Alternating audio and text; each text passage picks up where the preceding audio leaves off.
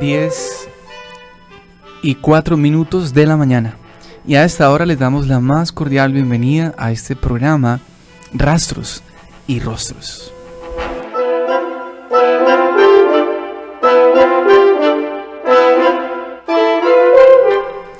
Una mirada a la historia de la Iglesia diocesana en sus 50 años de celebración, unidos en la fe y la esperanza, bajo la dirección general de Monseñor Óscar Urbina, en el máster con Catherine Moreno Gamboa, bajo la conducción en el programa del Padre Carlos Pérez, quienes habla el Padre Juan Andrés Barrera. A todos la más cordial bienvenida a este programa que en este año 2014, jubilar, Dios nos permite tener en nuestra estación radial 1260 AM, la emisora que ilumina tu vida.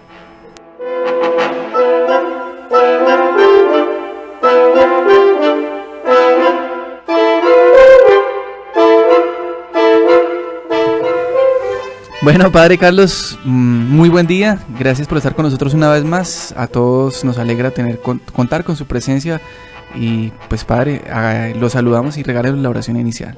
Padre Juan Andrés, buenos días a todos los que nos escuchan a través de nuestra emisora Luz Day 1260 en el AM. Nos ponemos en la presencia del Señor, el Dios del tiempo y de la historia, el Señor de la vida. A Él dedicamos este espacio radial para conversar, para conocer más el paso de Dios por nuestra historia en estos 50 años de vida diocesana. Señor Jesús, regálanos tu Divino Espíritu, danos la gracia de conocer cada vez más tu huella en nuestra tierra, enamorarnos de esta iglesia que celebra sus 50 años de vida diocesana. Danos la gracia de reconocer tu presencia en esa tierra desde hace ya casi 4 siglos. Bendícenos, Señor, y fortalécenos a nosotros que hoy portamos la antorcha de la fe en nuestra tierra, para que con nuestro testimonio, con nuestro amor, con nuestra caridad, comuniquemos ese tesoro invaluable de la fe a las nuevas generaciones y tu proyecto de salvación se siga realizando en el corazón de los hombres y las mujeres de nuestro tiempo y de nuestra tierra. Amén. Amén.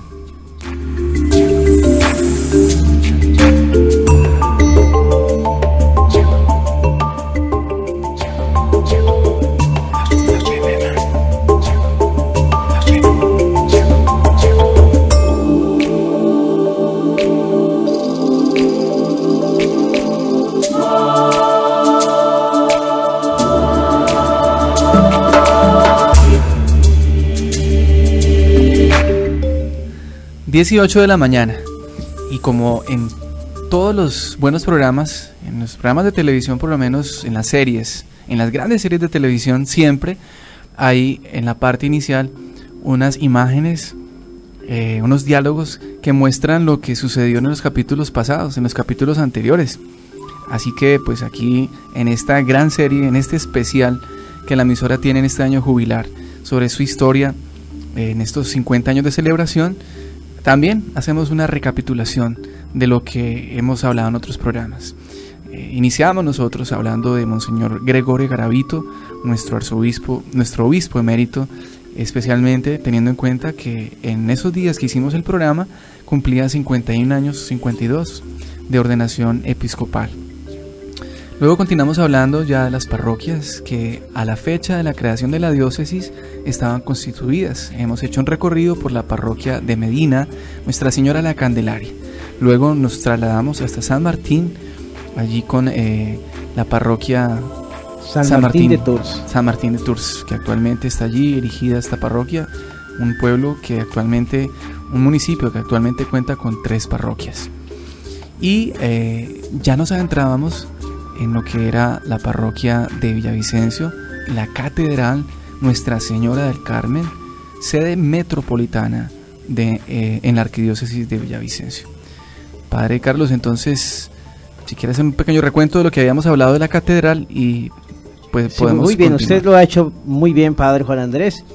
Sencillamente recordarles a todos que estamos haciendo este recorrido por las 19 parroquias existentes hace 50 años, ayudándonos del siguiente esquema. En primer lugar, las parroquias que ya existían cuando llegaron los padres monfortianos en 1904, y luego las parroquias que fueron creadas mientras fue vicario apostólico Monseñor José María Guiot, y finalmente las parroquias que fueron creadas cuando fue vicario apostólico Monseñor Francisco José Bruls.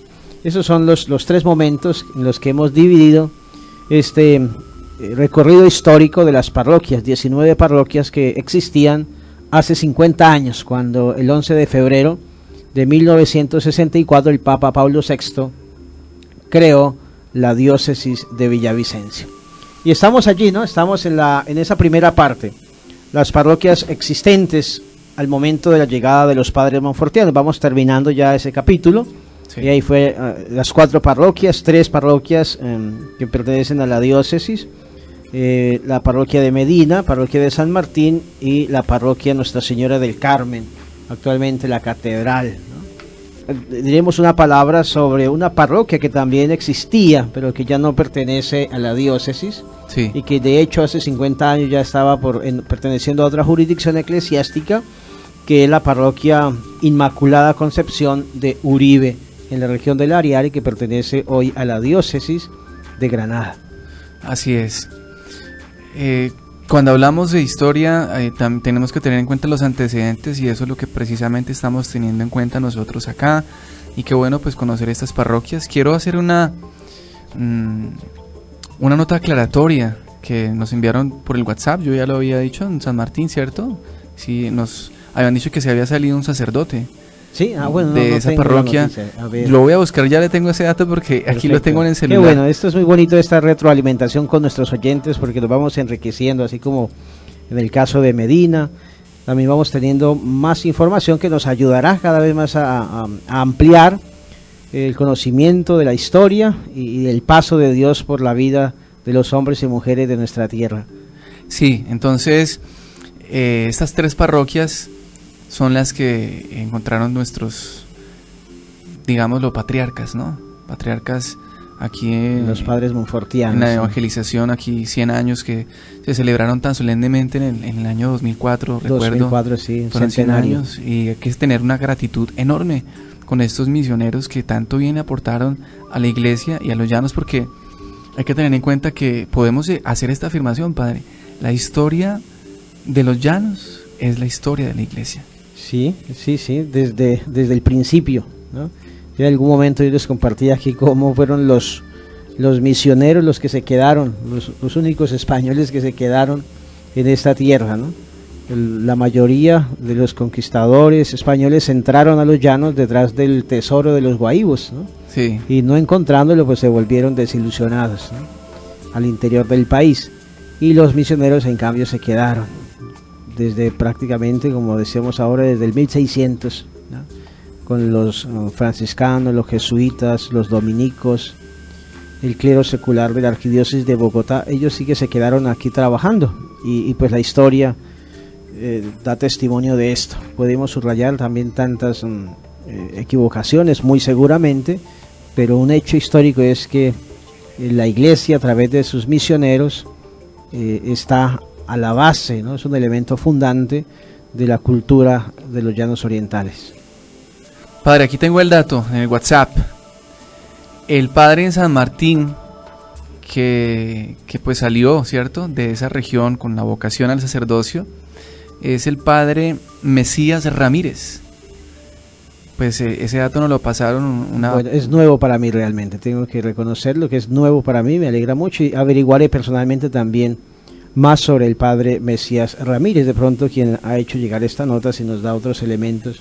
Sí, de pues pronto. Es interesante, porque realmente yo no tengo conocimiento de este sacerdote, de si pertenece a alguna diócesis del país o quizá alguna comunidad religiosa. Personalmente yo no tengo conocimiento y me gustaría mucho. Sería bueno sí que nos suministrara más información. Claro. Si la persona que nos está escuchando puede nuevamente escribirme y decirme como más datos, si se fue para otra diócesis, si pertenecía a alguna comunidad. Bueno, necesitamos más datos para poder enriquecer esta historia, como decía el padre, que pues no está cerrada, siempre está abierta a nuevos descubrimientos. La historia siempre está expuesta o dispuesta mejor a que aparezcan nuevos documentos, nuevos hallazgos. nuevos datos y se va ampliando. Padre, entonces entremos en materia de la catedral. Bueno, unas brevísimas notas sobre la parroquia Nuestra Señora del Carmen, que hoy conocemos como la catedral. Esta parroquia es pues la parroquia madre de todas las parroquias de la ciudad. Hasta prácticamente 1949 fue la única parroquia de la ciudad. Desde la fundación misma de la ciudad en 1840, no vamos a entrar en las discusiones en torno a la fecha de fundación de la ciudad, más o menos 1840, 1842, los primeros pobladores fueron acompañados por el padre Manuel Santos Martínez, un sacerdote de la Arquidiócesis de Bogotá, misionero en San Martín. En 1845, con la dirección del padre Ignacio Osorio, otro sacerdote de la Arquidiócesis de Bogotá, se inició la construcción de la primera capilla para el culto católico. Muy sencilla, en bareque y en paja, y se construyó en el marco de lo que sería la plaza central de la población. Esa primera capillita fue consagrada en 1848 y desde entonces dedicada a Nuestra Señora del Carmen, patrona de todo este inmenso llano, y una devoción mariana muy cultivada, sobre todo en Bogotá, por el canónigo Francisco José Saldúa, hijo de presidente de la República. ¿Ah, sí? Sí, que fue el que introdujo y cultivó muchísimo esta devoción a Nuestra Señora del Carmen. En 1894, hacia 1890, un incendio destruyó este templo. Era muy fácil que prendiera fuego este templo y muchas casas del pequeño poblado, en cuanto que eran hechas en un material muy propicio para los incendios. Si nomás, padre, una vez en mi parroquia, como yo cuando llegué a Buenavista no vivía propiamente en el templo o en una casa cural que no había, sino en una casa arrendada en el Alto de Buenavista, que más o menos del Alto al templo son unos 300, 400 metros. Y un día después de celebrar la novena de Navidad me llamaron una señora que vive entre el templo y, o sea, está la casa de ella y el templo, y en la mitad está la cancha de fútbol y la escuelita, pero es visible, es un terreno visible. Y entonces ella, no sé, seguro salió y se dio cuenta cuando vio esa llamarada adentro del templo y me llamó, cosa que es difícil allá la señal que entre. Es muy mala la señal en Buenavista de celular, pero me entró la llamada y no, padre, véngase que se está incendiando el templo. También historia de incendio en Buenavista. Yo agarré, padre, el carro y arranqué para arriba y recogí a un muchacho ahí, le dije, venga, súbase. Claro, él todo asustado, pero ¿qué pasa? Venga, súbase, que es que hay un incendio, vamos, y arrancamos ahí para arriba. Claro, lo que había pasado era que el altar era de madera y alrededor del altar estaba el pesebre. Para eso se prendió con una facilidad, obviamente, y la llamarada, pues claro, subía siempre unos 2-3 metros. Cuando llegamos, pues todos los vecinos ahí se acercaron y apagamos el incendio. Yo digo, sin algo tan sencillo, obviamente, como era un pesebre y un altar de madera, dentro del templo se corrió ese riesgo, pues más imagínense con estos calores en estos tiempos de verano. Y el techo de paja y paredes de bareque, ¿no? Que esos son muy incendiables, muy fácil de prenderse y con los calores que hace. Entonces, 1890, un primer incendio destruyó el templo y en 1894 fue reconstruido, ahora en ladrillo, piedras y techo de zinc. Aquí hay un dato muy bonito para la historia nuestra. Es que en ese templo, en 1895, celebró la Eucaristía y administró el sacramento de la confirmación el santo Ezequiel Moreno y Díaz, que para la época era el vicario apostólico de Casanare, y bajando de Bogotá hacia el Casanare, por la vía de Orocue, entró aquí a Villavicencio y celebró la Eucaristía y presidió el sacramento, confirió el sacramento de la confirmación a un buen número de jóvenes de la población.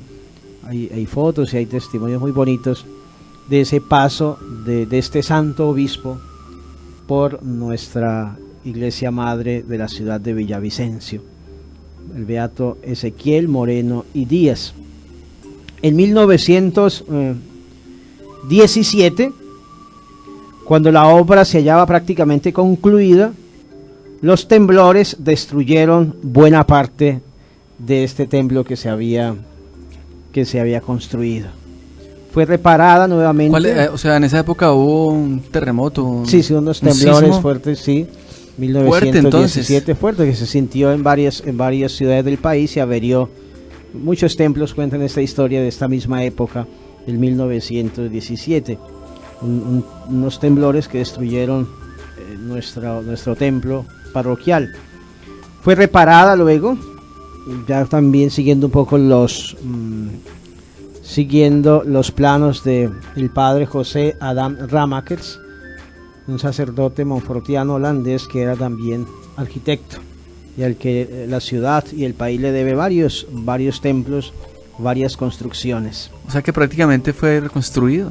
Prácticamente sí, reconstruida, se aprovechó alguna parte de la construcción anterior, pero fue ya construida prácticamente como hoy se encuentra. ¿Como hoy es? Sí, prácticamente. A mediados del siglo pasado tuvo algunos arreglos posteriores, pero conservando este estilo que hoy tiene. Fue solemnemente consagrada este templo en 1921 por el entonces vicario apostólico Monseñor José María Guillot. Esta era una parroquia inmensa, ¿no? Tuve la oportunidad de dialogar en alguna época, hace varios años ya, con el padre Eliseo Achuri, un sacerdote monfortiano, ya falleció. Él fue, por allá a mediados de siglo, párroco de la catedral, ¿no? Y él me contaba cómo su parroquia llegaba, se extendía desde aquí las estribaciones de la cordillera, allá por donde ahora queda su parroquia, o su anterior parroquia en Buenavista, y se extendía hasta Orocué. Imagínense, esa era la pequeña parroquia Nuestra Señora del Carmen de Villavicencio. No, muy, muy interesante, y todas las peripecias que tenían que hacer estos misioneros para llegar a las distintas veredas, inspecciones, pequeños centros poblados que iban surgiendo en la amplia llanura oriental, ¿no? El padre Eliseo Achuri me contaba, entre otras cosas, que muchas veces tuvo que servirse de los camiones de la cerveza, ¿no? La cerveza llega a todas partes, y así es en los peores inviernos y los enterraderos más graves, esos carros pasan, ¿no? Sí. Entonces, a veces el transporte público pasaba, pero este sí. Y entonces él tuvo muchas veces que subirse allá arriba de las canastas y llegar de esta manera a celebrar la Eucaristía, bautismos, acompañar las comunidades, ¿no? Es que es impresionante imaginarnos tener que llegar a lo que hoy es mismo Puerto López, Puerto Gaitán, El Porvenir, abajo la parte del Meta que limita ya con el Bichada. Todas esas veredas, por ejemplo, de Puerto López, del mismo Puerto Gaitán, son unos terrenos y unos territorios amplísimos, de difícil acceso. Hoy un poco la cosa se ha mejorado porque las vías se han pavimentado algunas, otras están ahí más afirmadas, pero por aquella época no existían, eran trochas, ¿no? Muy, muy difíciles. Y esta era la parroquia, y cuántas peripecias hicieron nuestros misioneros. Qué bonito, jornadas y un trabajo de iglesia casi que heroico, ¿no? Admirable. Uno hoy en día como sacerdote que se queja de algunas cosas, pero nosotros tenemos tantas comodidades, ¿sí? La facilidad de un carro, pues si no está el carro, un taxi, o sea, para desplazarnos.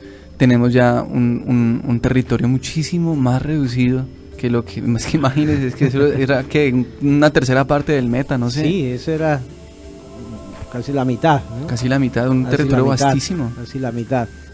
Imagínate, la otra parroquia pues estaba abajo San Martín para esa parte del sur oriente del departamento y otra Medina para la zona aquí más del Piedemonte y era para todo ese territorio, ¿no? Claro, había menos habitantes. Sí, ciertamente Eran menos otras habitantes, circunstancias. pero también más dispersos, ¿no? Exactamente. Muy dispersos y entonces era...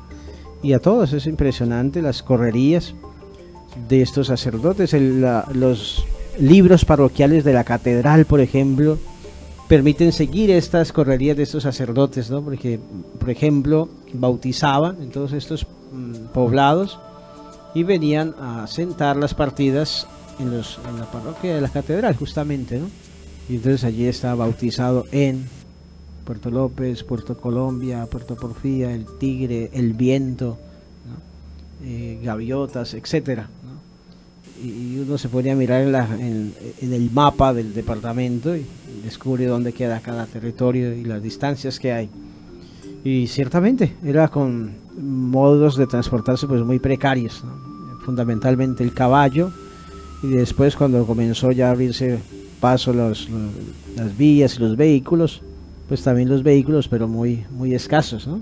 Muy escasos y con carreteras bien complicadas. Sí. Sí, yo recuerdo todavía que no tengo tantos años y recuerdo no hace tanto, unos 25 años, ir a Puerto Gaitán.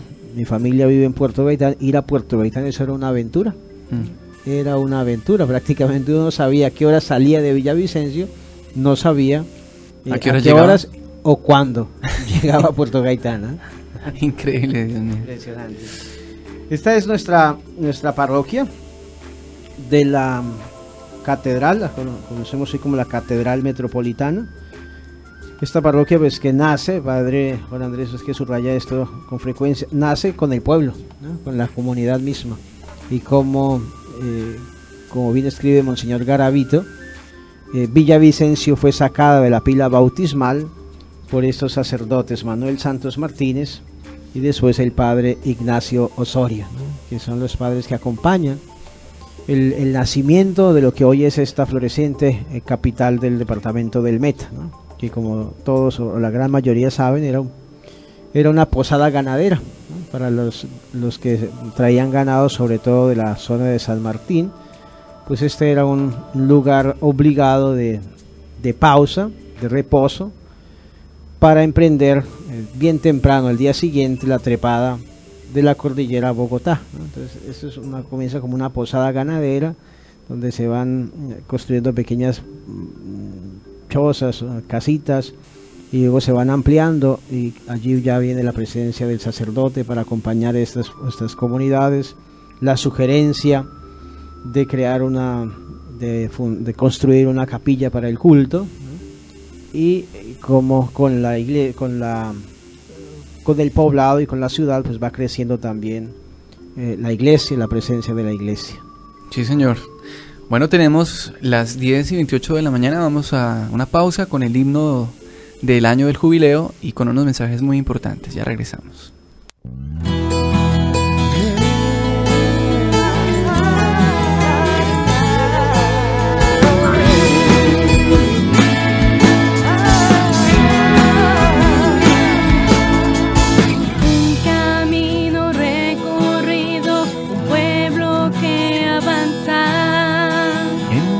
Pruebas y en las luchas Dios ha sido fiel. 50 años celebramos con gratitud y alegría, con confianza hacia el futuro debemos continuar, unidos en la fe, unidos en la esperanza.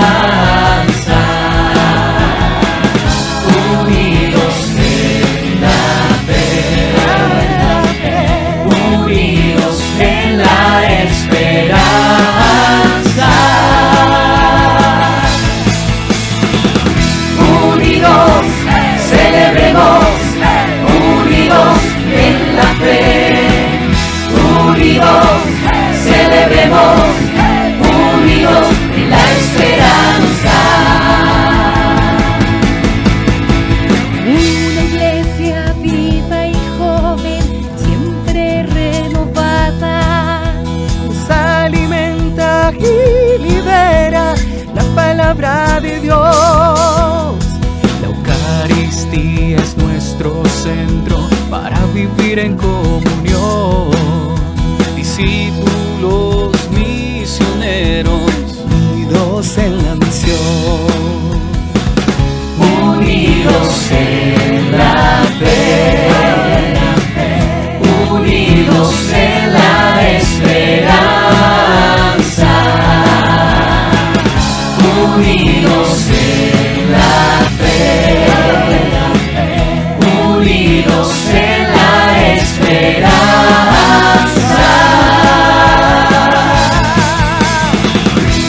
unidos celebremos, unidos en la fe, unidos celebremos, unidos en la esperanza. Amamos, creemos y esperamos, soñamos, crecemos y avanzamos.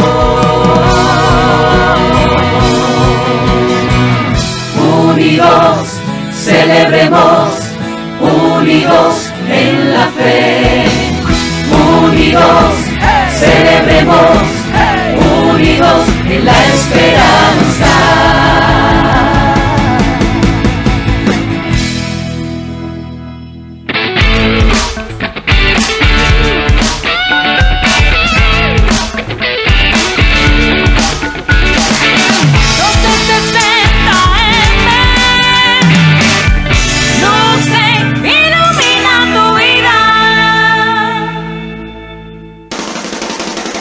Llega el 2014 cargado de muchas sorpresas. Luz Day 1260 AM, la emisora que ilumina tu vida. Nueva programación, 24 horas al día. Luz Day 1260 AM, la emisora que ilumina tu vida. Monseñor Óscar Urbina Ortega, arzobispo de la Arquidiócesis de Villavicencio. Señor, haz de mí un instrumento de tu paz. Que allí donde haya odio, ponga yo amor. Donde haya ofensa, ponga yo perdón. Donde haya discordia, ponga yo unión. Donde haya error, ponga yo verdad. Donde haya duda, ponga yo fe. Donde haya desesperación, ponga yo esperanza. Donde haya tinieblas, ponga yo luz. Donde haya tristeza, ponga yo alegría. Oh Maestro, que no busque yo tanto ser consolado como consolar, ser comprendido como comprender, ser amado como amar. Porque dando es como se recibe, olvidando como se encuentra, perdonando como se es perdonado, muriendo como se resucita a la vida eterna.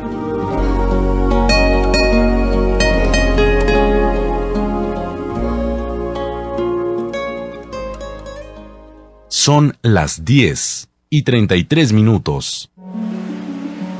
Respetar la vida, el medio ambiente y estar en armonía con las comunidades es la mejor forma de alcanzar nuestras metas. Por eso queremos que los barriles que producimos en Ecopetrol sean barriles limpios, que aporten a la educación, trabajo y desarrollo del país. Barriles limpios, nuestro compromiso con el futuro de Colombia. Ecopetrol, energía para el futuro. Estás escuchando Lux Day 1260 AM, la emisora que ilumina tu vida.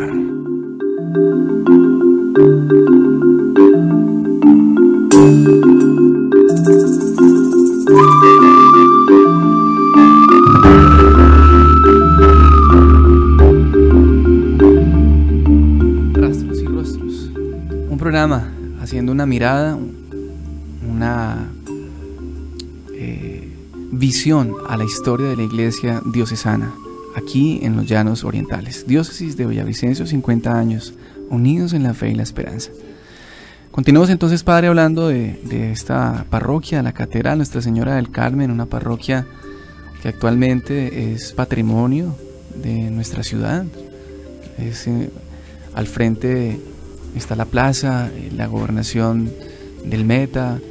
Este parque pues ha adquirido, es un atractivo inclusive aún turístico, porque la gente viene y pues está allí en esa plaza. Pues esta construcción grande que hicieron muy bien hecha, por cierto, no la han terminado, pero queda de verdad un edificio imponente y digno de un departamento que pues ha progresado, y bendito sea Dios, bien o mal, con administraciones eficientes y otras de pronto no tanto, pero la catedral no se queda atrás. Es una bella construcción que es imponente, tanto en lo exterior como en la parte interior, con remodelaciones, con su fachada, con sus renovada en la pintura, que no sé cada cuánto, pero tal vez cada 5 o 7 años creo que la están renovando su pintura, y es un lugar hermoso hasta en la parte turística, ¿no? Patrimonio, diría yo, del Meta. Exactamente, es un aporte a la belleza de la ciudad que hace la iglesia, y que hizo con esta bellísima construcción de la catedral, en su conjunto también con la casa cural, ¿no? Adyacente a la catedral. Es un aporte extraordinario que embellece, y ahora pues sí, usted lo subraya, el parque, y ahora pues viene este edificio al lado de la gobernación. Esperamos que termine, y seguramente va a ser realmente un centro muy hermoso de la ciudad, y nos alegre. Personalmente me alegró mucho que la catedral pues sea una cosa extraordinaria. Me gusta mucho cuando veo fotos de Villavicencio y siempre está la catedral, ¿no? Es como un atractivo turístico, y como algo de mostrar bello que tiene la ciudad, ¿no? Su arquitectura interiormente también es muy muy bella. Y sí, los párrocos han tenido todos mucho cuidado en mantener esta obra bellísima a través del mantenimiento constante, y la pintura y el embellecimiento, que todos los párrocos desde el primero hasta el actual han cuidado muchísimo de este patrimonio de la ciudad. Habría que decir, padre, que allí en la catedral de Villavicencio tenemos una reliquia, ¿no? Sí, está la reliquia que trajo Monseñor Gregorio Garavito. Es una astillita de la Santa Cruz, de la cruz en la que fue crucificado nuestro Señor, ¿no? La Vera Cruz. La Vera Cruz, exactamente, ¿no? Esta que fue encontrada en Jerusalén por la madre del emperador Constantino, Helena, allá del siglo IV, y traída a Roma. Allí está la basílica de la Vera Croce, ¿no? de la Vera Cruz, y allí está los clavos, y está también pues parte del leño de la cruz en la que fue crucificado nuestro Señor, ¿no? Pues hay mucha gente que no sabe, padre, ¿dónde está ubicada esta reliquia? La que tenemos está allí en el ábside, en el fondo de la catedral, sobre el sagrario. Hay como un ostensorio, ¿no? El lugar donde antiguamente se colocaba la custodia para la adoración del Santísimo. Allí está esta reliquia. Es muy pequeña, está en un ostensorio, y allí se conserva es una astillita muy pequeñita de la cruz de nuestro Señor, ¿no?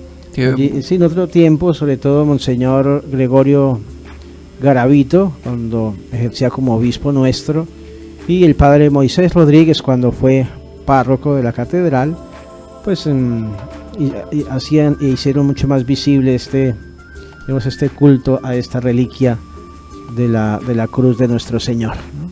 Pero seguramente los fieles que entran pueden buscarla allí al fondo, ¿no? Y venerar esta reliquia.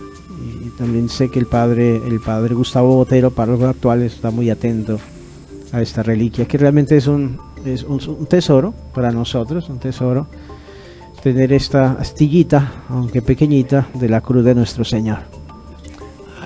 Allí no hay enterrado nadie, ¿cierto? No hay restos mortales de... No, tengo entendido que están allí donde está la placa del padre José Calasanz Vela. Están algunos restos que fueron traídos del templo de Uribe pasada la violencia, que fueron después colocados en la capilla de los Montfortianos, en el mausoleo de los Montfortianos en el cementerio central, y finalmente fueron depositados allí en la catedral. Algunos restos que lograron traerse del padre José Calasanz Vela Garavito. Pues muy interesante para estos datos que son importantes tenerlos en cuenta, ¿no? Sí, normalmente en la catedral son sepultados los obispos, ¿no? Pero no ha sido el caso nuestro. Monseñor Guiot murió en Choachí y está enterrado allí junto con todos los monfortianos en el cementerio monfortiano de Choachí. Y Monseñor Bruls murió en Holanda, ¿no? Y está sepultado allí. En algún momento Monseñor Octavio Ruiz quiso traer los restos de Monseñor Bruls a la catedral, pero eran unos costos elevadísimos y entonces no fue posible, ¿no? Por eso no tenemos todavía ningún obispo que haya sido sepultado en la catedral, que es una tradición en la iglesia. Bendito Dios que tenemos 4 obispos que han pasado aquí por la diócesis y que están pues con vida, y son, digamos, no creo que sea algo tan normal. Sí, pues es una bendición, a excepción del primer obispo diocesano, que fue Monseñor Francisco José Bruls. Todos los otros obispos pues viven todavía y son testigos de la fe para nosotros, a partir del mismo Monseñor Gregorio Garavito. Pasando... Se pensó, padre, en una celebración donde pudieran estar todos, ¿no? Pero sabemos que es difícil. Sí, por las ocupaciones, por los compromisos pastorales, ¿no? Está, por ejemplo, Monseñor Alfonso Cabezas, ¿no? Pues tiene sus compromisos en los Estados Unidos, y él trabaja mucho en la pastoral con los hispanos en los Estados Unidos, la animación vocacional de la Congregación de la Misión, los Padres Vicentinos, y está muy preocupado por la misión que sostienen los Padres Vicentinos en algunos países de África, ¿no? Entonces, animando la misión y también yendo al África unos meses al año para acompañar a los misioneros.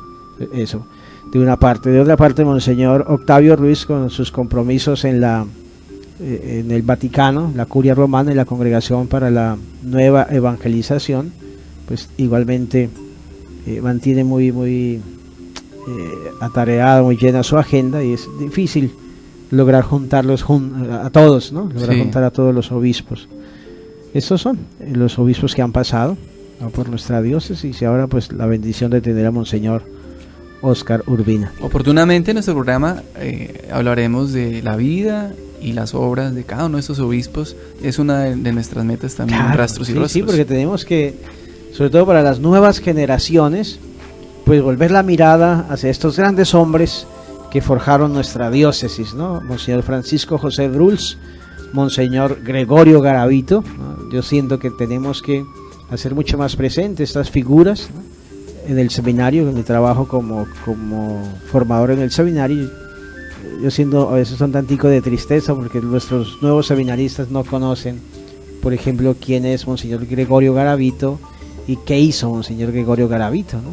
Y es una figura extraordinaria en la vida de la iglesia, y si ellos son, los seminaristas son como una radiografía de la sociedad y de la iglesia diocesana. Entonces tenemos todos un poco que volver, y lo haremos muy seguramente este año del jubileo a través de nuestro programa.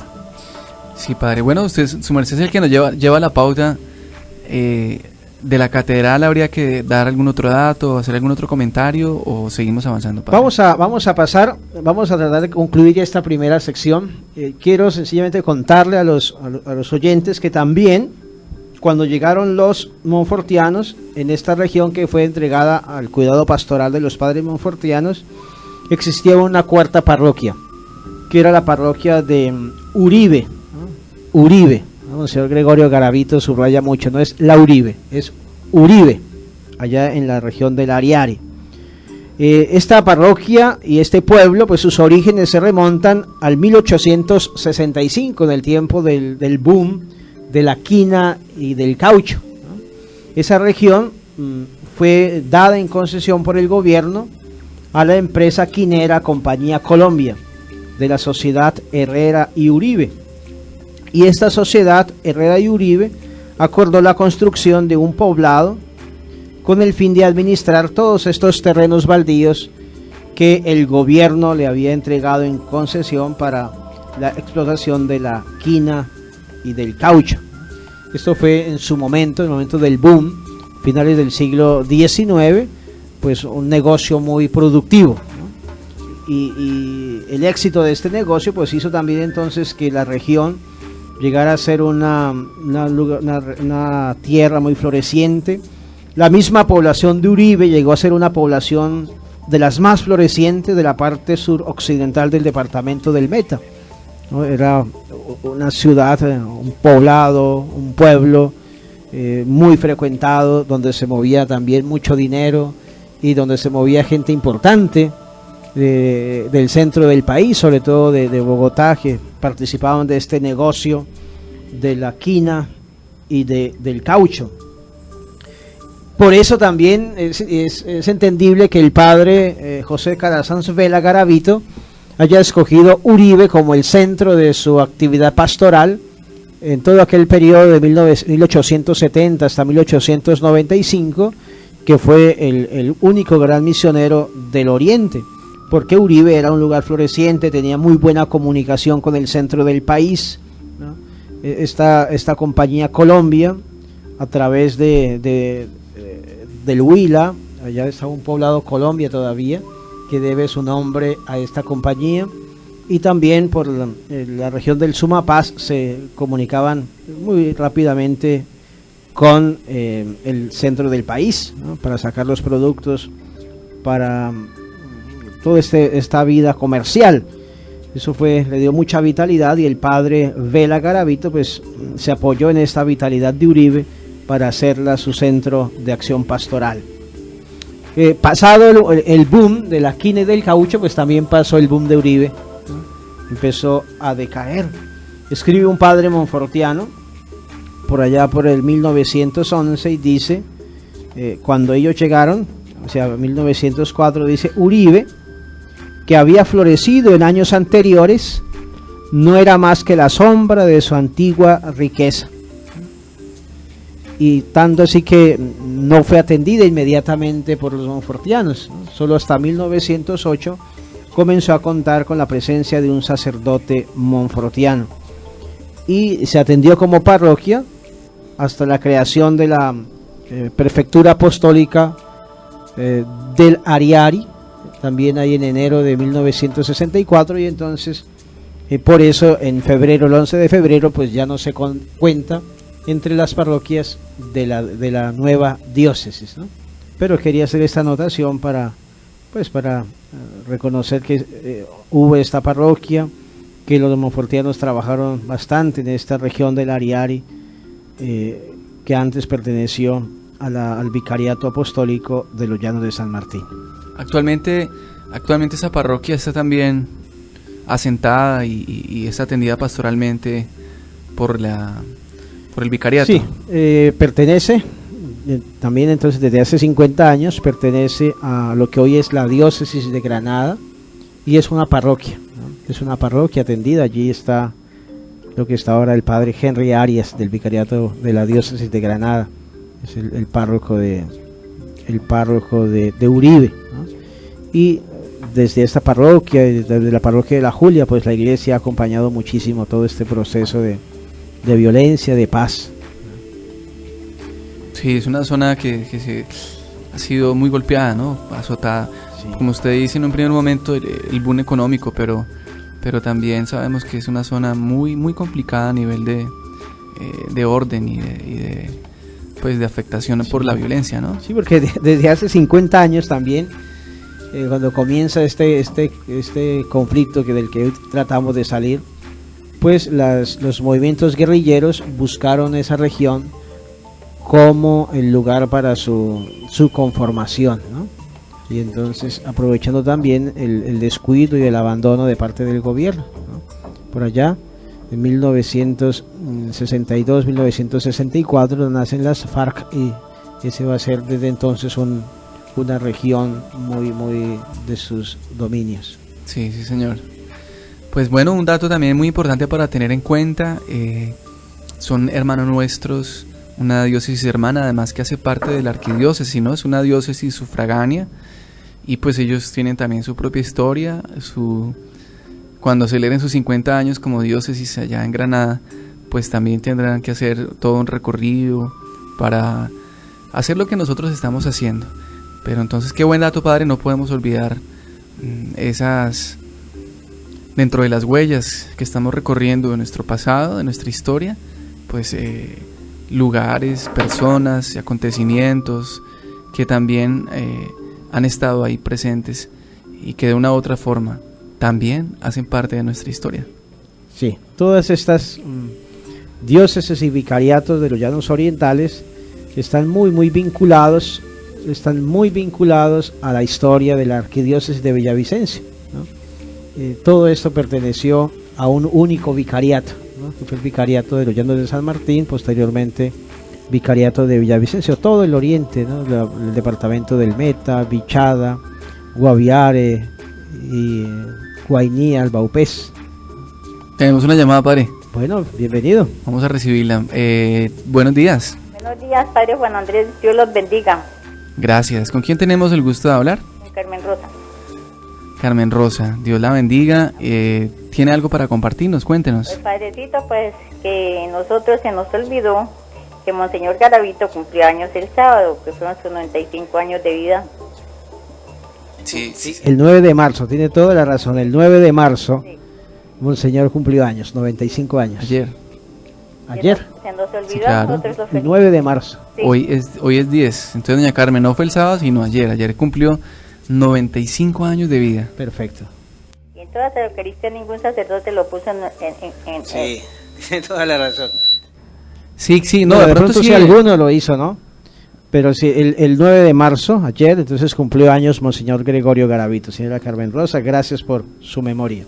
Sí, gracias doña Carmen Rosa, Dios la bendiga. Y bueno, seguimos ya la parte final del programa, padre, nos quedan 3 minuticos como para redondear y... Sí, vamos a dejar entonces como cada programa abierto el tema de del próximo encuentro. Vamos a hablar el próximo lunes de las parroquias creadas durante el tiempo en que Monseñor José María Guillot fue el vicario apostólico del Vicariato Apostólico de Villavicencio. Estamos hablando de 1908 a 1939.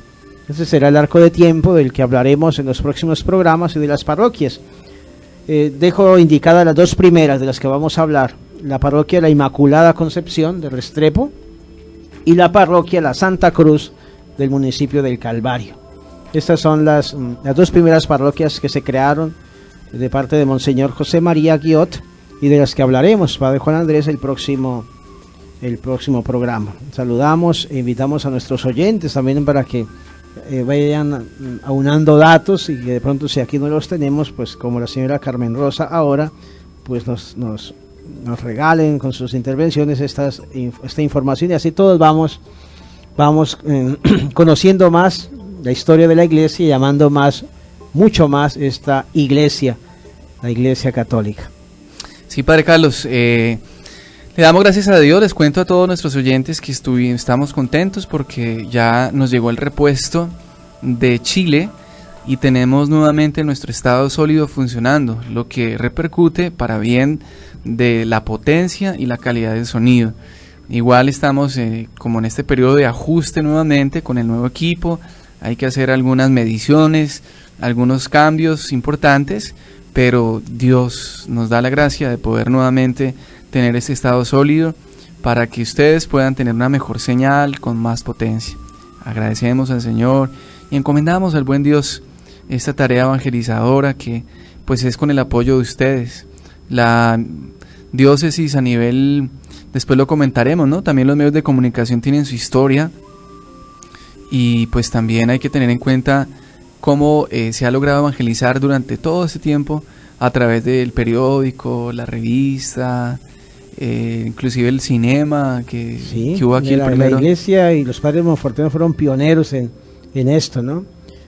Con el periódico El Eco de Oriente, que cumplió ahora 100 años, ¿no? Este ejercicio, este esfuerzo periodístico de la diócesis, 1913. El Teatro Verdún, ¿no? Que fue el primer cine que hubo en la ciudad de Villavicencio. Y en la primera radio, editorial creo que hubo fue... Sí, la eso lo hacían en una imprenta de la diócesis, la imprenta San José. También ya en tiempos de Monseñor José María Guiot y el padre Mauricio Díaz Plesir, que fueron como los motores de todo este esfuerzo de la Iglesia en los medios de comunicación. Y iba a hablar de la radio. La radio, sí, en la radio pues no habíamos tenido como ahora una emisora propia, pero sí desde los años 50 una presencia de la Iglesia en los medios de comunicación. Recuerdo ahora al padre Ángel Elías Garavito y a Monseñor Gregorio Garavito, que tenían sus programas, y Monseñor Garavito tuvo en La Voz del Llano por muchísimos años un programa con el que llegaba toda la diócesis, escenas de la vida de Cristo, que yo creo que muchos de nuestros oyentes, los de una cierta edad, ¿no?, lo recordamos, ¿no? Todas las mañanas del domingo, esta voz potente y afectuosa de nuestro obispo que se oía en todo el llano y en la cordillera, escenas de la vida de Cristo. Bueno, entonces continuamos agradecidos con Dios, seguimos en la tarea evangelizadora a través de los medios de comunicación y muy contentos por tener nuevamente nuestro estado sólido.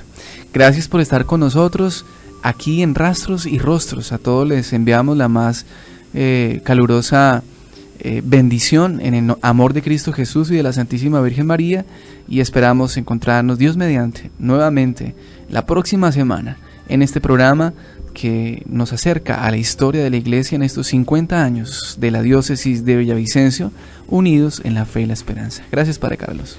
Padre Juan Andrés, muy amable, muchas gracias también a ustedes, nuestros oyentes, y qué alegría poder compartir la historia de la Iglesia, y de manera que ustedes y yo nos enamoremos cada vez más de nuestro Señor y de la Iglesia, que lo hace presente, que es instrumento, sacramento universal de salvación. Dios les bendiga a todos. Rastros y Rostros, hasta la próxima.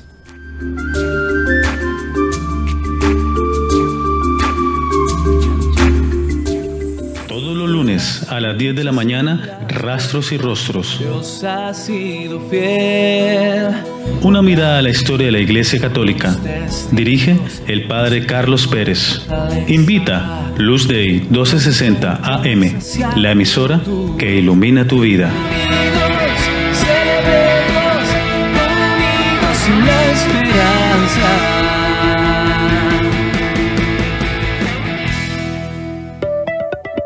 El anterior fue un programa de Lux Day 1260 AM, la emisora que ilumina tu vida.